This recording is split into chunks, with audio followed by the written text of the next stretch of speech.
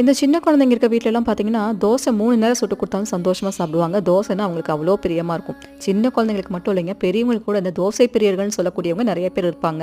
ஆனா, அந்த தோசைக்கு பின்னாடி இருக்க ஆன்மீக விஷயம் ஒண்ணு உங்களுக்கு தெரியுமா? தோசையில என்ன ஆன்மீக விஷயம் இருக்குன்னு கேட்டீங்கன்னா, இருக்காமாங்க. ஏன்னா கடவுளுக்கே தோசைனா பிடிக்கும்னா பாருங்களேன். ஏன்னா மதுரையில கள்ளழகர் கோவில் இருக்குல்ல, அங்க இருக்க பெருமாளுக்கு தோசை பிரசாதமா வைப்பாங்களாம். காஞ்சிபுரம் வரதராஜ கோவில் இருக்கு இல்லையா, அங்க பார்த்தீங்கன்னா பெருமாளுக்கு மிளகு, சீரகம்லாம் சேர்த்து அங்கேயே பிரசாதமா வைக்கிறாங்க. அதே போல பாடலாற்று அப்படிங்கிற நரசிம்மர் கோயிலில் இருக்க பெருமாளுக்குமே மிளகு தோசையை வந்து பிரசாதமாக வைக்கிறாங்களாமாங்க.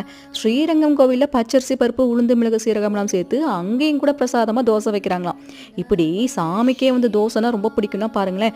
ஏன்னா இந்த தோசைக்கு பயன்படுத்த ஒரு பொருளும் நவகிரகத்தோட சம்பந்தப்பட்டது அப்படின்னு சொல்றாங்க. நம்ம சாப்பிட்ற தோசையில சூரிய பகவான், சந்திர பகவான், புதன் பகவான் ஏகப்பட்ட தெய்வங்களோட அடக்கம் இருக்குங்க. இந்த தோசையோட வடிவமே பிரபஞ்சத்தை குறிக்குது அப்படின்னு சொல்றாங்க. இனி நீங்க எப்ப தோசை சாப்பிட்டாலும் அதை நீங்க சாமியா தொட்டு கும்பிட்டு சாப்பிடுங்க. இந்த இன்ஃபர்மேஷன் பிடிச்சிருந்தா லைக்